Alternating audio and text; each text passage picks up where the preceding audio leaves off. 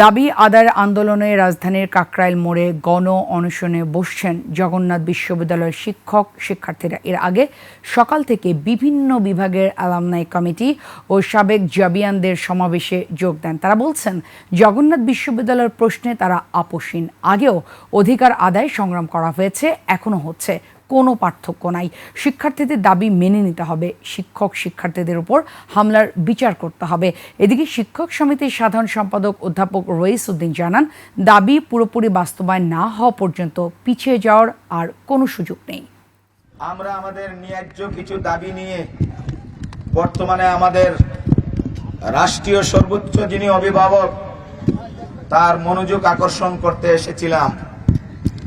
দুর্ভাগ্য, সরকারের পক্ষ থেকে এ পর্যন্ত কোনো সুস্পষ্টভাবে সেটা নিরসন করা হয়নি।